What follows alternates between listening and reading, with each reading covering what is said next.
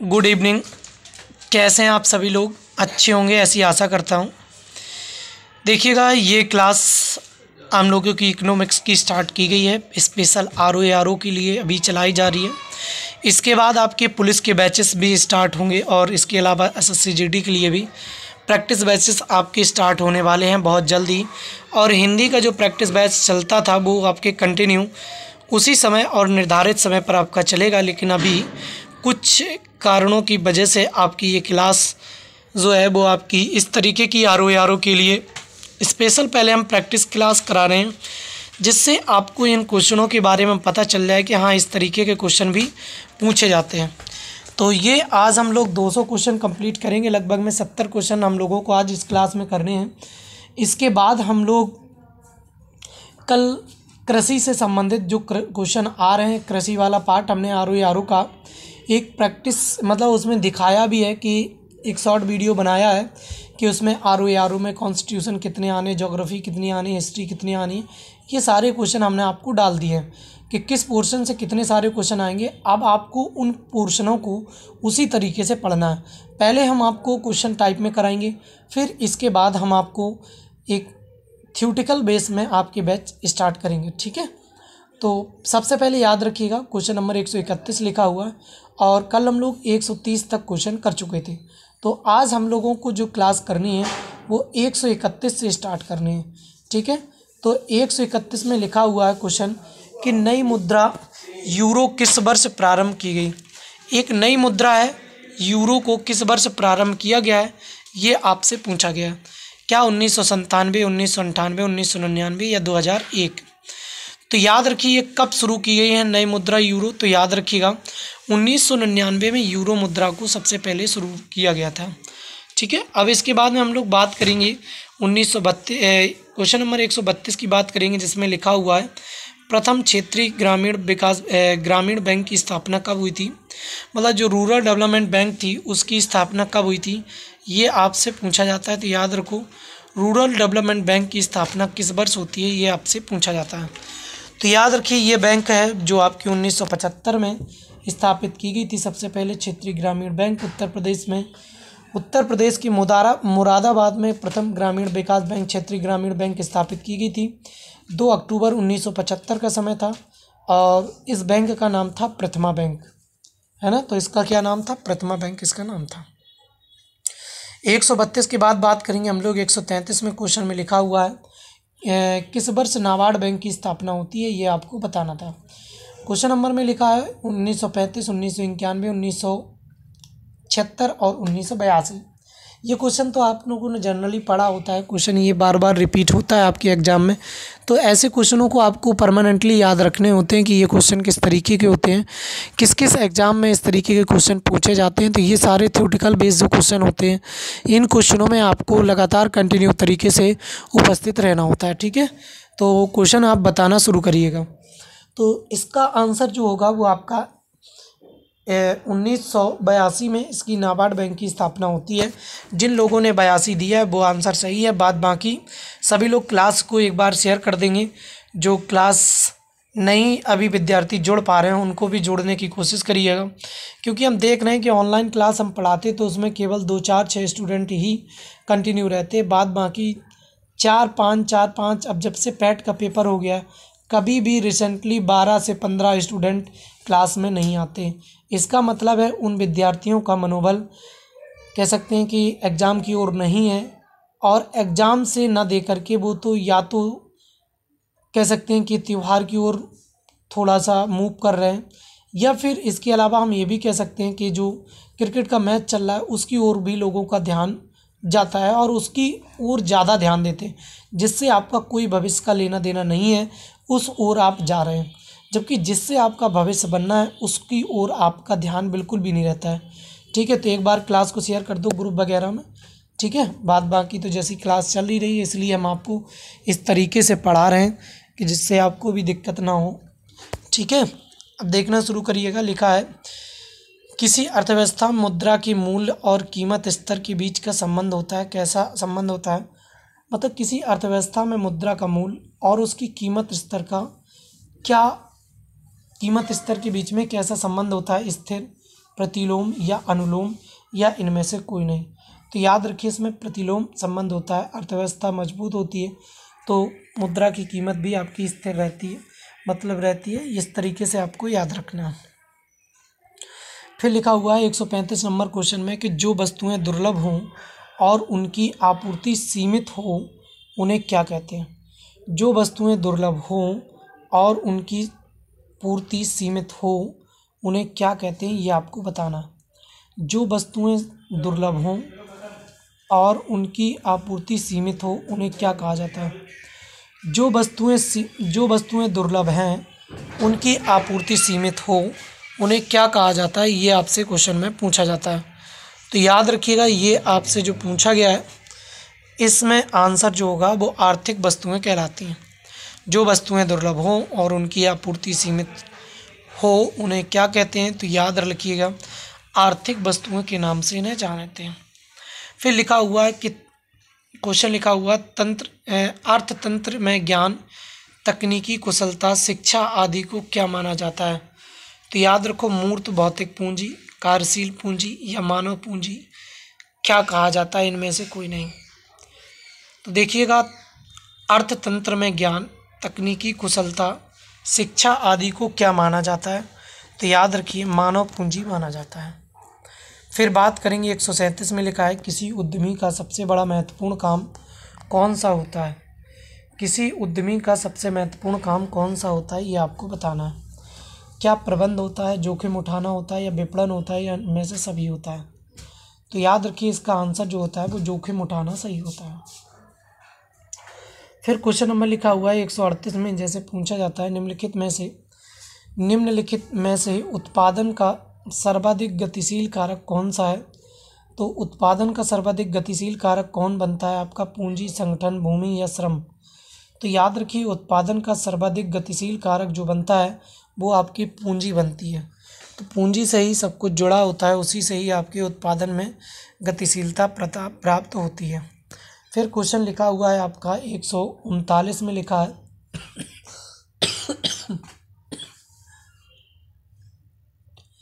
निम्नलिखित में से किसकी दृष्टि से भारतीय अर्थव्यवस्था में कुटीर और लघु उद्योग आवश्यक है। किसकी दृष्टि से भारतीय अर्थव्यवस्था में इनका लघु और कुटीर उद्योगों का होना आवश्यक है। रोजगार सृजन, आय सृजन या अल्प लागत, या इनमें से कोई नहीं। तो याद रखिए ये आपसे क्वेश्चन पूछा जाता है और आपको ये बताना होता है। तो याद रखिए रोजगार की दृष्टि से कुटीर और लघु उद्योगों को लगाना आवश्यक होता है, क्योंकि उनसे बहुत सारे लोग जो होते हैं वो उनमें काम कर रहे होते हैं और इससे रोजगार उन लोगों को मिलता रहता है, बेरोजगारी कम होती है। ठीक है, तो ए नंबर इसका आंसर सही है, रोजगार सृजन से। अब आगे बात करेंगे 140 में लिखा हुआ है औद्योगिक एवं वित्तीय विनियम बोर्ड की स्थापना कब की जाती है। औद्योगिक एवं वित्तीय विनियम बोर्ड की स्थापना कब की जाती है, ये पूछा जाता है। तो याद रखिए इसका आंसर जो है वो 1992 में औद्योगिक और वित्तीय विनियम बोर्ड की स्थापना की गई थी। ठीक है, तो ये क्वेश्चन आपके कुल 140 हो जाते हैं। अब इसके बाद हम लोग आगे की कहानी शुरू करते हैं। अब अगला क्वेश्चन लिखा हुआ कि भारत में औद्योगिक वित्त का शिखर संगठन है। भारत में औद्योगिक वित्त का शिखर संगठन कौन सा है, ये आपसे पूछा गया था। ICICI बैंक या RBI bank, IFSCI bank, IDBI bank, ये आपको बताना था। तो याद रखिए 141 में आपसे पूछा है IDBI बैंक जो होता है भारत में औद्योगिक वित्त का शिखर संगठन होता है, ये आपको बताना है। तो याद रखिए ये औद्योगिक वित्त का शिखर संगठन माना जाता है। फिर लिखा हुआ है निम्नलिखित में से कौन सी संस्था उद्योगों को दीर्घकालिक वित्त उपलब्ध कराती है। मतलब कौन सी संस्था है जो उद्योगों को दीर्घकालिक ऋण उपलब्ध कराती है, ये आपसे क्वेश्चन पूछा जा रहा है। तो याद रखिए इसका आंसर जो बनेगा वो LIC भी है, GIC भी है और UTI भी है, लेकिन सबसे बड़ी म्यूचुअल फंड कंपनी जो है वो आपकी UTI मानी जाती है। फिर 143 में क्वेश्चन में लिखा हुआ है भारतीय औद्योगिक वित्त निगम की स्थापना कब की जाती है। तो ये भी क्वेश्चन आपको हम क्लास में करा चुके हैं, ये क्वेश्चन भी आपको आना चाहिए। तो याद रखिए भारतीय औद्योगिक वित्त निगम की स्थापना 1948 में की जाती है। ठीक है, कब की जाती है? 1948 में भारतीय औद्योगिक वित्त निगम की स्थापना की जाती है। फिर लिखा हुआ है अगला क्वेश्चन, ये हमने अभी बहुत अच्छी तरह से क्वेश्चन कराया होता है कि बोकारो स्टील प्लांट किस देश के सहयोग से स्थापित किया गया था। तो याद रखो, बोकारो स्टील प्लांट जो था वो हमने तीसरी जो हमारी पंचवर्षीय योजना थी, उस पंचवर्षीय योजना में बोकारो स्टील प्लांट की स्थापना झारखंड में की थी, झारखंड राज्य में। लेकिन किस देश की सहयोग से किया था? तो इसका आंसर जो है वो आपका रूस की मदद से हमने बोकारो स्टील प्लांट लगाया था। ठीक है, आगे देखिए, दुर्गापुर स्टील प्लांट किसके सहयोग से स्थापित किया गया था?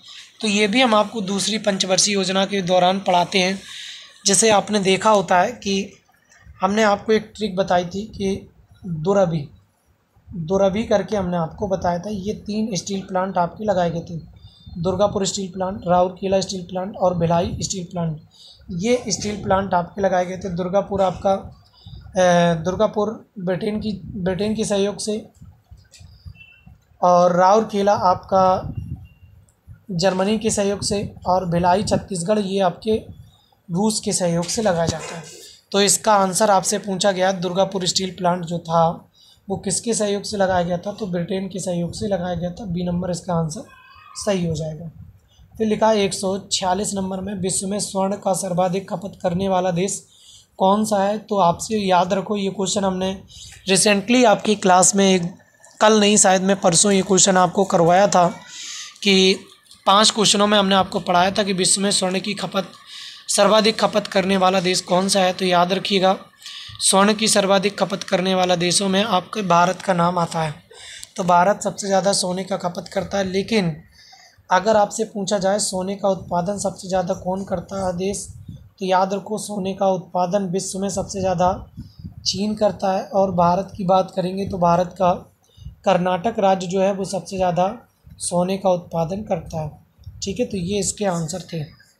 आगे की बात करेंगे तो लिखा हुआ है 146 के बाद 147 में कि किस खनिज के उत्पादन में भारत का विश्व में प्रथम स्थान है।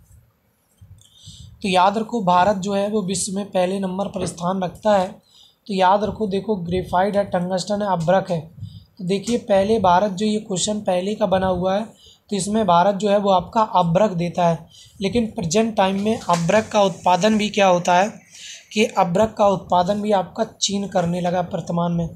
अगर आपसे ये पूछता है तो यहाँ पर थोरियम इसका आंसर सही था। लेकिन याद रखो, थोरियम एक खनिज तत्व ना होकर के कैसा होता है, ये आपका एक परमाणविक ईंधन होता है, जो थोरियम का उत्पादन भारत सबसे ज़्यादा करता है। ठीक है, अभ्रक का उत्पादन चीन करने लगा है। वैसे ये पुराना क्वेश्चन प्रैक्टिस सेट में रखा था तो वही क्वेश्चन है, अगर नया क्वेश्चन होता तो इसका चीन आंसर होता। फिर लिखा है विश्व में बॉक्साइट के संसाधन के मामले में भारत का कौन सा स्थान है। मतलब बॉक्साइट के उत्पादन में भारत का कौन सा स्थान रखता है, पहले नंबर पर, दूसरे नंबर पर, या तीसरे नंबर पर, या चौथे नंबर पर, ऐसा पूछा गया। तो याद रखिए, बॉक्साइट के संसाधन के मामले में भारत 5वें नंबर पर है। फिर आपसे पूछा गया कि भारत में प्रथम खनिज नीति कब घोषित की गई थी। तो भारत की प्रथम खनिज नीति कब घोषित की जाती है? तो याद रखिए, भारत की प्रथम खनिज नीति 1951 में घोषित की जाती है। फिर लिखा हुआ है कि भारत किस देश को लौह अयस्क का सर्वाधिक निर्यात करता है। मतलब भारत जो है वो लोहे के अयस्क जो होते हैं, हेमेटाइट, मैग्नेटाइट और सिडेराइट वगैरह, इनका निर्यात सबसे ज़्यादा किन देशों को करता है भारत। तो याद रखिए, निर्यात करने में भारत जो है वो आपको जापान को सबसे ज़्यादा निर्यात करता है। तो सभी लोग एक बार क्लास को शेयर कर दीजिएगा। जिन लोगों ने क्लास को शेयर नहीं किया तो क्लास को एक बार प्लीज़ शेयर कर दीजिएगा ज़्यादा से ज़्यादा लोगों में। ठीक है, तो फिर इसके बाद में हम लोग आगे की ओर चल रहे हैं। देखिएगा, अब आगे क्वेश्चन लिखा है स्टैगफ्लेशन की स्थिति क्या होती है। तो लिखा है गतिरोध और मंदी की, गतिरोध मुद्रास्फीति की, गतिरोध अपस्फीति की। तो याद रखो, गतिरोध और मुद्रास्फीति की स्थिति को स्टैगफ्लेशन के नाम से जानते हैं। मतलब जब मुद्रा या वस्तुएं महंगी हो जाती हैं, मतलब मुद्रा या कह सकते हैं महंगाई बढ़ जाती है, तो उसे स्टैगफ्लेशन के नाम से जानते हैं। फिर क्वेश्चन नंबर लिखा है वह कौन सा बैंक है जिसने कृषकों के पास आसानी से पहुंचने के लिए किसान क्लब बनाया है। तो याद रखिए किसानों तक पहुंचने के लिए किसान क्लब बनाया है, तो इसमें आपका क्षेत्रीय ग्रामीण बैंक का नाम आता है, जिसे रूरल डेवलपमेंट के नाम से जानते हैं। फिर इसके बाद में लिखा हुआ है 153 में, कोयला उत्पादन देशों में भारत का कौन सा स्थान है। तो कोयला उत्पादक देशों में भारत किस नंबर पर आता है, दूसरे, तीसरे, चौथे, पाँचवें पे। तो भारत कोयला उत्पादन में तीसरे नंबर पर आता है। फिर लिखा है पेट्रोलियम पदार्थों की बिक्री के लिए पेट्रो कार्ड किस कंपनी द्वारा जारी किए गए हैं। तो याद रखिए ये आपके BPCL द्वारा जारी किए गए। फिर लिखा है औद्योगिक क्रांति सर्वप्रथम किस देश में आई थी। तो ये क्वेश्चन आपके UP B.Ed में भी क्वेश्चन आ चुका है कि औद्योगिक क्रांति सर्वप्रथम किस राज्य में आई थी। तो याद रखिएगा इंग्लैंड में औद्योगिक क्रांति सबसे पहले आई थी। पूछा जाता है भारत का सबसे बड़ा उद्योग कौन सा है। तो ये आपको बताना है जिसमें सबसे बड़ा उद्योग भारत में लगा हुआ है। तो याद रखिए ये आपका कपड़ा उद्योग भारत का सबसे बड़ा उद्योग बनता है। यूपी का पूछता तो याद रखो हथकरघा उद्योग यूपी का सबसे बड़ा उद्योग है रोजगार देने के मामले में। फिर आपसे पूछा जाता है भारत का प्राचीनतम उद्योग कौन सा है, जो सबसे प्राचीन समय में लगाया गया। सूती वस्त्र उद्योग, जूट उद्योग, कागज उद्योग या हस्तशिल्प उद्योग। तो याद रखिए भारत में सबसे पहले सूती वस्त्र उद्योग लगाने का काम किया गया था, सबसे पुराना उद्योग है। फिर क्वेश्चन लिखा है चीनी के उत्पादन में भारत का विश्व में कौन सा स्थान रहा है। चीनी उत्पादन के मामले में तो याद रखिए इसका आंसर है दूसरा। तो चीनी उत्पादन के मामले में भारत विश्व में दूसरे नंबर पर है। फिर लिखा है 159 में वह कौन सा वित्तीय वर्ष है जिससे सार्वजनिक उद्यमों में विनिवेश आरंभ हुआ है। तो याद रखिए कौन सा वित्तीय वर्ष है जिसमें सार्वजनिक उद्योगों में प्रारंभ हुआ है। तो 1991 और 92 में वित्तीय वर्ष में ये सार्वजनिक उद्योगों को प्रारंभ किया गया, मतलब जो आपकी उदारीकरण, निजीकरण, वैश्वीकरण शुरू किया गया था। तो उन उद्यमों को आसानी से आपका दिया गया था, जो कह सकते हैं नहीं वो दिया जाता था, एक वीज़ा टाइप का या लाइसेंस दिया जाता था जिसे कहा जाता है। कह रहे थे कि भारत में उदार औद्योगिक नीति को कब अपनाया था। तो याद रखो उदार नीति को भारत ने 1991 में अपनाया होता है, ये आपको पता है। ठीक है, सभी लोग आंसर ज़रूर देते रहिएगा। आंसर देने से आपकी गलतियां होगी, उन गलतियों में सुधार होगा कुछ ना कुछ। ठीक है, फिर लिखा हुआ है कि व्यवसाय के अंतर्गत आता है क्या। व्यापार और उद्योग, केवल व्यापार, वाणिज्य और उद्योग क्या तीनों आते हैं। तो याद रखिए इसके अंतर्गत तीनों को रखा जाता है। व्यवसाय के अंतर्गत व्यापार, वाणिज्य और उद्योग तीनों को रखा जाता है। फिर इसके बाद में क्वेश्चन पूछा जाता है भारत का सबसे महत्वपूर्ण लघु उद्योग कौन सा है। तो याद रखिए भारत का सबसे महत्वपूर्ण लघु उद्योग जो है वो आपका हथकरघा उद्योग आपका माना जाता है। फिर लिखा है कि प्रथम कृषि जनगणना जो है वो कब की गई थी। तो ये क्वेश्चन भी हम आपको बता चुके हैं, बहुत अच्छी तरह से हमने आपको इस क्वेश्चन के बारे में बताया है कि प्रथम कृषि गणना जो है वो कब की जाती है। तो याद रखिएगा प्रथम कृषि गणना 1970 में की जाती है। फिर इसके बाद में लिखा होता है भारत में कृषि के क्षेत्र में GDP का प्रतिशत कितने भूभाग कृषि शोध पर व्यय किया जाता है। तो याद रखिएगा इसमें 0.3% किया जाता है। फिर लिखा हुआ है हरित क्रांति का सर्वाधिक निराशाजनक परिणाम किस फसल में देखने को मिला था। सोयाबीन, तिलहन, मक्का या दलहन। तो याद रखिए इसमें दलहन पर देखने को मिला था। दाल वाली फसलें जो हैं वो सबसे कम उत्पादित हुई थी, जबकि सबसे ज़्यादा अच्छा परिणाम जो देखा गया था हरित क्रांति में वो आपका गेहूं पर देखा गया था। गेहूं के बाद आपका चावल पर देखा गया था। इसके बाद इन फसलों के अलावा जो आपकी तिलहन वाली फसलें होती हैं, तिलहन वाली फसलें, इसके बाद में दलहन वाली फसलें। तो सबसे ज़्यादा निराशाजनक जो हमें देखने को मिला था वो दलहन में देखने को मिला था। फिर 166 में लिखा हरित क्रांति शब्द के प्रतिपादक कौन थे। तो याद रखो इसके प्रतिपादक हरित क्रांति शब्द के तो विलियम गॉड को माना जाता है, जिन्होंने हरित क्रांति शब्द दिया था। फिर आपसे पूछा जाता ऑपरेशन फ्लड जो है कार्यक्रम कब शुरू किया गया था। तो याद रखो ऑपरेशन फ्लड कार्यक्रम 1970 में शुरू किया गया था। फिर पूछा जाता नीली क्रांति का संबंध किससे है। तो याद रखिएगा नीली क्रांति का संबंध जो होता है वो आपका मत्स्य पालन से होता है, मतलब मछली पालन से होता है। इसके बाद में 169 में लिखा है कि मत्स्य पालन के उत्पादन में भारत विश्व में कौन से नंबर पर है जो मछली उत्पादन करता है। तो याद रखिए भारत का तीसरे नंबर पर स्थान आता है जो विश्व में मछली का उत्पादन आपका करता है। फिर इसके बाद में बात करेंगे 170 में लिखा है कि विश्व में कॉफ़ी के उत्पादन में भारत का कौन सा स्थान आता है। तो याद रखिए विश्व में कॉफ़ी उत्पादन में भारत का जो स्थान है वो आपका 6ठा नंबर पर आता है। ठीक है, सभी लोग क्लास को एक बार शेयर कर देखिएगा। क्वेश्चन नंबर लिखा हुआ है 171 में पूछा है चावल निर्यात के मामले में भारत का विश्व में कौन सा स्थान है। तो याद रखो निर्यात के मामले में पूछा है, ना कि उत्पादन के मामले में। तो इस कंडीशन में भारत निर्यात करने के मामले में दूसरा भी है और उत्पादन में भारत भी दूसरा है चावल में। फिर पूछा विश्व में तंबाकू का उत्पादन में भारत का कौन सा स्थान है। तो याद रखो तंबाकू उत्पादन में भारत तीसरा स्थान रखता है। फिर लिखा हुआ है कौन सा देश विश्व में गेहूं का सर्वाधिक उत्पादन करता है। तो आप सभी लोग जानते हैं कि चीन जो है वो सबसे ज़्यादा गेहूं का उत्पादन करता है। फिर क्वेश्चन नंबर लिखा हुआ है 174 में कि भारत में किसके उत्पादन में आत्मनिर्भरता प्राप्त कर ली है। मतलब भारत ने किसके उत्पादन में आत्मनिर्भरता प्राप्त कर ली है, किसी अन्य देशों से वो आपका क्या नहीं है, खरीदता नहीं है। तो याद रखिए इस कंडीशन में आंसर आपका खाद्यान्न वाली फसलों में भारत पूरी तरह से आत्मनिर्भर है, किसी अन्य देशों पर डिपेंड नहीं है। मतलब गेहूं चावल की जो फसलें होती हैं ये भारत की प्रमुख खाद्य फसलों में इन्हें जोड़ा जाता है और भारत इसमें आत्मनिर्भर पूरी तरह से है।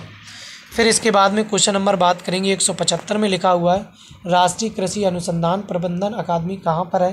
तो याद रखिए प्रबंधन अकादमी आपसे पूछी गई है हैदराबाद में, जबकि राष्ट्रीय कृषि अनुसंधान संस्थान पूछता तो आपका वो नई दिल्ली में होता है। ठीक है, अब आगे लिखा हुआ है ऑपरेशन फ्लड किस कार्य के लिए चलाया गया था। तो याद रखो सभी लोग जानते हैं ऑपरेशन फ्लड का संबंध जो था वो दुग्ध उत्पादन से था, सी नंबर सही था। फिर लिखा हुआ है खाद्य एवं कृषि संगठन का मुख्यालय कहाँ पर है, रोम में है, जिनेवा में है या पेरिस में है। तो याद रखिए ये खाद्य एवं कृषि संगठन का मुख्यालय जो है वो आपके इटली के रोम में बना हुआ है। फिर क्वेश्चन 178 में लिखा हुआ है राष्ट्रीय कृषि विपणन संस्थान का आपका कहाँ पर बना हुआ है। तो याद रखिए इसका आंसर है आपका जयपुर। राष्ट्रीय कृषि विपणन संस्थान जो है वो आपका जयपुर में बना हुआ है। फिर लिखा हुआ है किसान क्रेडिट कार्ड योजना किस वर्ष आपकी शुरू की गई थी। तो याद रखिए किसान क्रेडिट कार्ड योजना जो है वो आपकी 1998 में शुरू की जाती है। फिर इसके बाद में लिखा हुआ है क्वेश्चन नंबर 180 में लिखा है कि भारत में फसलों के सकल क्षेत्रफल में से खाद्यान्न का क्षेत्रफल कितना है, जिसमें खाद्यान्न वाली फसलों का उत्पादन किया जाता है। तो लिखा हुआ है कि 70% से अधिक क्षेत्रफल पर खाद्यान्न वाली फसलों का उत्पादन किया जाता है। ठीक है, तो आज के लिए ये क्वेश्चन हमारे टोटल 180 हो गए। अभी हमारे कुल 20 क्वेश्चन बाकी हैं। टोटल हमने कहा था 200 क्वेश्चन हम लोगों को कंप्लीट करना है। तो क्लास को एक बार झड़ाके से शेयर कर दीजिए सभी लोग और आंसर ज़रूर देते रहें।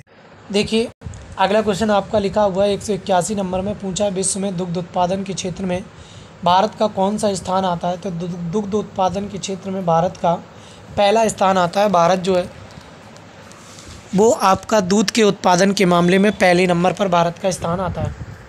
फिर लिखा हुआ है इंद्रधनुषी क्रांति का संबंध क्या है। तो याद रखिए नीली क्रांति से, हरित क्रांति से, श्वेत क्रांति से, इनमें से सभी क्रांति से। तो याद रखिए इसका आंसर जो होता है वो सभी क्रांतियों को मिलाकर के एक क्रांति का निर्माण होता है जिसे इंद्रधनुषी क्रांति कहते हैं। तो डी नंबर इसका आंसर सही है। भारत में तंबाकू का उत्पादन करने वाला सर्वाधिक कौन सा राज्य है। जो तंबाकू का उत्पादन करता है वो आंध्र प्रदेश है। कौन सा है, आंध्र प्रदेश है। अब हमें कोई बता दे कि तंबाकू के उत्पादन में विश्व में पहला स्थान किस देश का है, और इसके अलावा ये भी बताना है कि तंबाकू शोध संस्थान किस राज्य में बना हुआ है, भारतीय। फिर लिखा हुआ है भारत में गेहूं का सर्वाधिक उत्पादन करने वाला राज्य कौन सा है। तो याद रखो भारत में गेहूं का सर्वाधिक उत्पादन करने वाले राज्यों में उत्तर प्रदेश का नाम पहले नंबर पर आता है। फिर लिखा है मोबाइल फ़ोन का प्रयोग करने वाले लोग की संख्या सर्वाधिक किस देश में है। तो याद रखो मोबाइल फ़ोन का प्रयोग करने वाले सर्वाधिक मोबाइल फ़ोन का प्रयोग करने वाले लोगों की सर्वाधिक संख्या जो है वो आपके किस देश में है। तो याद रखिएगा ये आपके अमेरिका में सर्वाधिक मोबाइल फ़ोन का यूज़ करते हैं। फिर लिखा विश्व में सेल फ़ोन का सबसे बड़ा उत्पादक देश कौन सा है जो सेल फ़ोन का उत्पादन करता है। तो याद रखिए सेल फ़ोन का उत्पादन करने के मामले में चीन आपका पहले नंबर पर आता है, क्योंकि बहुत सारे मोबाइल चाइना से ही उत्पादित किए जाते हैं। फिर लिखा हुआ है क्वेश्चन नंबर 187 में लिखा है केंद्र सरकार के बजट बजट के चालू खाते में व्यय की सबसे बड़ी मद कौन सी होती है? तो याद रखो, जो केंद्र सरकार का बजट में चालू खाता होता है उसमें सबसे ज़्यादा पैसा किस में खर्च किया जाता है? तो याद रखो, ये आपकी केंद्रीय योजनाओं में या आयोजनाएं जो होती हैं उसमें खर्च किया जाता है।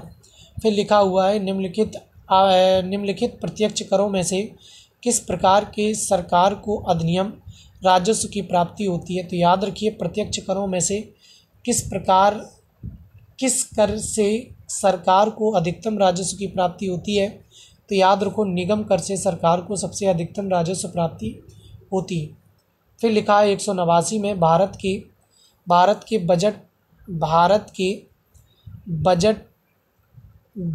के बजट के कुल घाटे में किस घाटे का सबसे अधिक योगदान है? तो याद रखिए, इसमें राजकोषीय घाटे का सबसे अधिक योगदान मिलता है।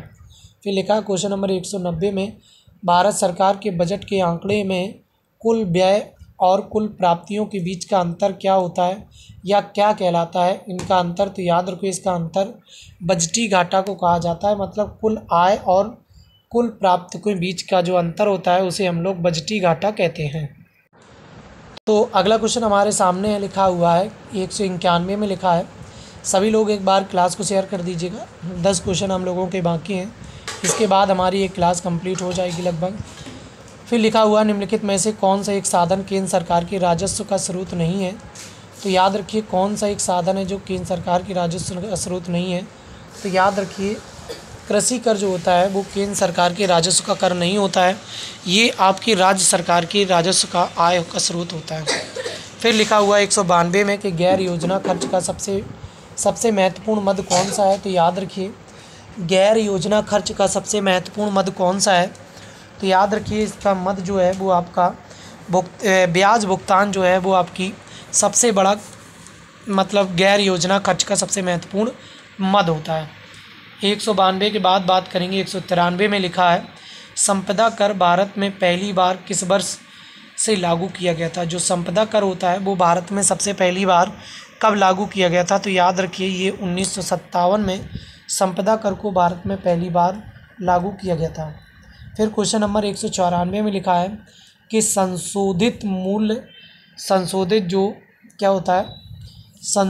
मूल्यवर्धन कर का संबंध किससे है?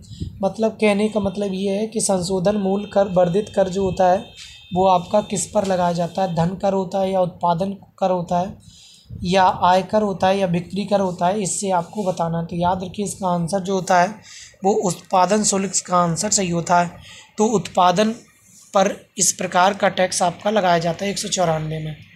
फिर लिखा 195 नंबर में कि भारत में गरीबी हटाओ का नारा किस पंचवर्षीय योजना के अंतर्गत दिया गया था? आप सभी लोग जानते हैं कि इस योजना गरीबी हटाओ का नारा जो है वो आपकी इंदिरा गांधी ने दिया था, लेकिन किस पंचवर्षीय योजना में इस नारे का प्रयोग किया गया था? तो याद रखिएगा, इसमें आपकी 5वीं पंचवर्षीय योजना राजीव गांधी के द्वारा जब संचालित की जाती है तो ये 5वीं पंचवर्षीय योजना समय से पहले भी समाप्त कर दी जाती है। वो 4थी पंचवर्षीय योजना समाप्त की गई थी, है ना। तो 5वीं पंचवर्षीय योजना में गरीबी हटाओ का नारा दिया गया था। फिर लिखा हुआ है 1996 में राष्ट्रीय विकास परिषद का पदेन सचिव कौन होता है? तो याद रखिए, राष्ट्रीय विकास परिषद का जो पदेन सचिव होता है वो कौन होता है? लोकसभा का महासचिव, योजना आयोग का सचिव, वित्त मंत्रालय का सचिव। तो याद रखिए, इसका आंसर जो होता है वो आपका योजना आयोग का सचिव जो होता है वो राष्ट्रीय विकास परिषद का पदेन सचिव माना जाता है। कौन होता है? राष्ट्रीय विकास परिषद का पदेन सचिव योजना आयोग के सचिव को माना जाता है। फिर इसके बाद बात रखेंगे किसकी? 197 में लिखा हुआ है प्रथम वित्त आयोग के अध्यक्ष कौन थे? तो ये आपको बताना है। तो याद रखिए, प्रथम वित्त आयोग के अध्यक्ष कौन थे, ये भी क्वेश्चन आपको बताना है। ये तो बताना ही बताना है। इसके अलावा बताना है कि 15वें वित्त आयोग के अध्यक्ष 15वें वित्त आयोग चल रहा है और इसका अध्यक्ष किसे बनाया गया है, ये आपको बताना है। सभी लोगों को कमेंट करके आंसर बताइएगा जल्दी से। तो याद रखो, जितने लोगों ने आंसर दिया है क्या केसी नियोगी, तो वो आंसर सही है, लेकिन 15वें वित्त आयोग का आंसर दीजिएगा सभी लोग। इसके बाद लिखा हुआ है 198 में भारत के वित्त आयोग के गठन का प्रावधान संविधान के किस अनुच्छेद में वर्णित है? तो भारत में वित्त आयोग के गठन का प्रावधान संविधान के किस अनुच्छेद में वर्णित है? तो ये आपको बताना था। तो याद रखिए इसका जो आंसर बनेगा 280 आंसर, मतलब अनुच्छेद 280 में वित्त आयोग के गठन की बात की गई है।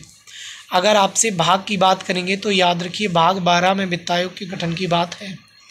फिर लिखा हुआ है 199 में कि मूल अधिकारों को लागू करने के लिए रिट जारी की जाती है। कहाँ पर जारी की जाती है? उच्चतम न्यायालय में, राष्ट्रपति में या संसद द्वारा? तो जल्दी से बताइएगा। या फिर लिखा है डी नंबर सभी। तो अगर आप मूल अधिकारों को लागू करने के लिए रिट जारी कराते हैं तो कौन रिट जारी करता है, ये आपको बताना था कि राष्ट्रपति जारी करता है, संसद जारी करता है या उच्चतम न्यायालय जारी करता है या सभी जारी करते हैं। तो याद रखो इस कंडीशन में इसका आंसर जो बनेगा वो आपका न्यायालय के द्वारा रिटें जारी की जाती हैं।